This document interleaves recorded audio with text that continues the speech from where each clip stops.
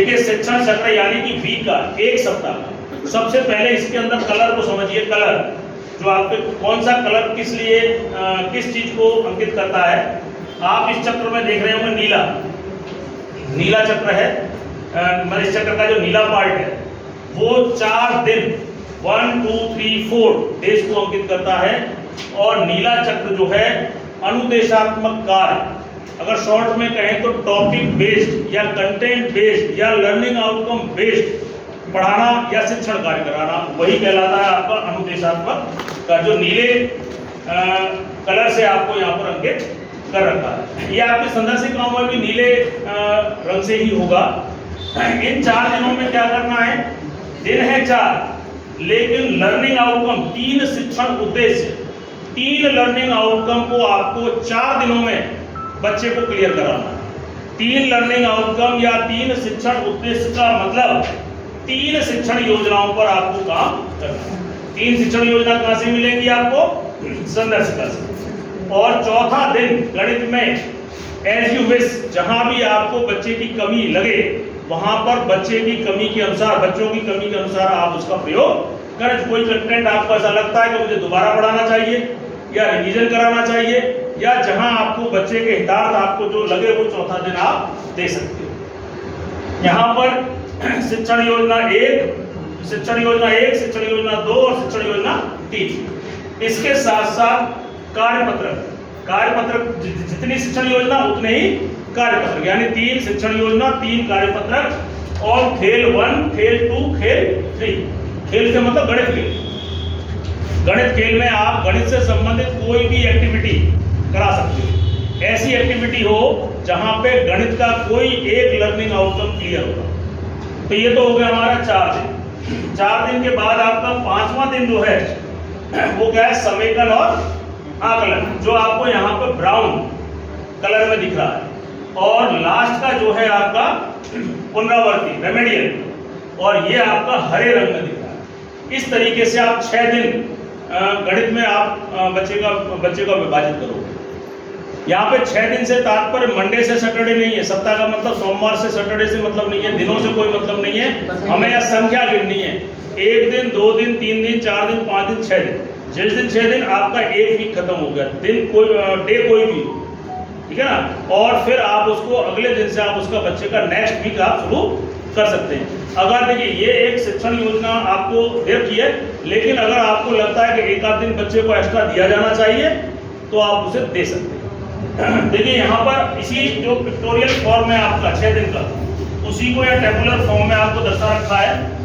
अनुदेशात्मक कार्य कहां से कहां तक, 1 से 4 दिनों तक। और 4 दिनों क्या करना है, 3 शिक्षण उद्देश्यों पर काम करना है, 3 अभ्यास पत्रकों पर काम करना है, 3 गणित खेल आपको कराने हैं, और खोजें और जाने। यहाँ पे एक शब्द आ रहा है खोजें और जाने। खोजें और जाने अप्रत्यक्ष रूप से जो पहले हम उपयोग करते थे, होमवर्क शब्द का प्रयोग करते थे, वो भारी भरकम होमवर्क नहीं बोलना है। अब क्या है, खोजें और जाने। बच्चे खुद स्वयं रिसर्च करें, खोजें और उनके बारे में जानें।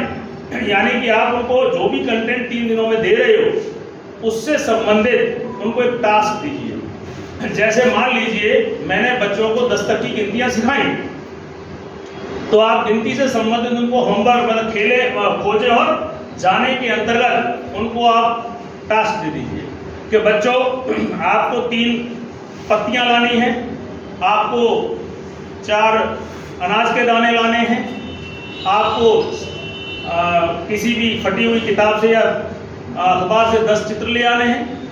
इस तरह से आप टास्क दीजिए, लेकिन टास्क देते वक्त बच्चों की मनोस्थिति को समझ के दें।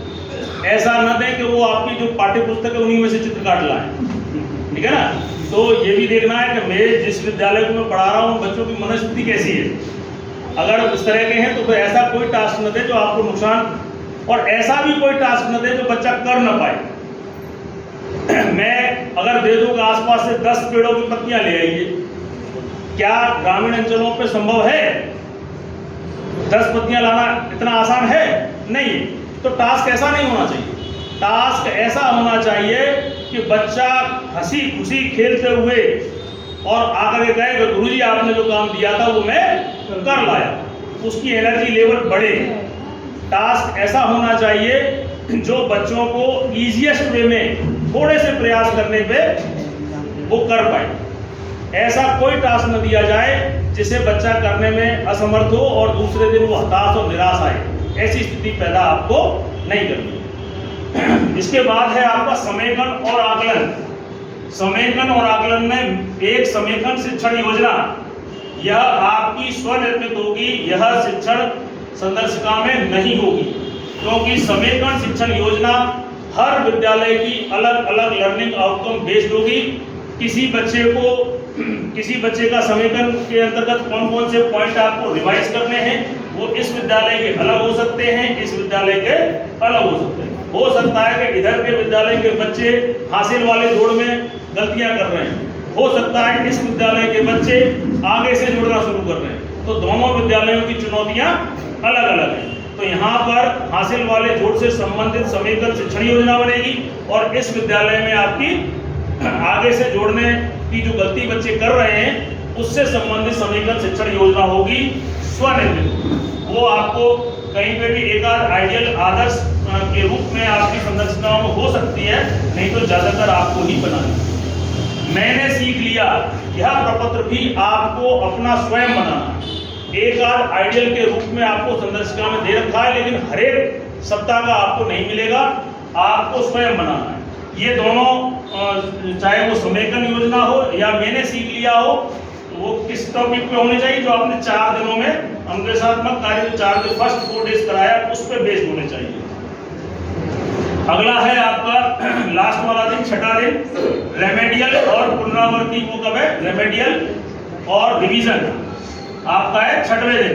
रेमेडियल की शिक्षण योजना भी आपकी स्वनिर्मित होगी, क्योंकि रेमेडियल भी हर विद्यालय की जरूरत के अनुसार बनेगी। हर विद्यालय के बच्चों की जरूरत अलग अलग हो सकती है।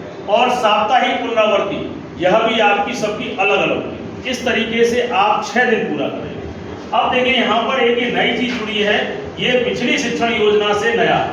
यहाँ तक जो कुछ भी मैंने कहा वो 2023-24 में शिक्षण योजना में था, वो सब कुछ एज इट इज है। यहाँ पे नया जो जुड़ा है वो प्रक्रियात्मक प्रवाह। प्रक्रियात्मक प्रवाह 1 से 6 दिन चलेगा। प्रक्रियात्मक प्रवाह शिक्षक संदर्शिका से चलेगा और प्रक्रियात्मक जो प्रवाह कार्यपत्रक जो है वो भी आपको उसमें दिया होगा। अब प्रश्न उठता है कि प्रक्रियात्मक प्रवाह है क्या? तो देखिए, प्रक्रियात्मक प्रवाह से तात्पर्य एक छोटा सा जो मैंने सीख लिया, आपने या मैंने सीख लिया, वो क्या है? एक क्वेश्चन पेपर ही तो है।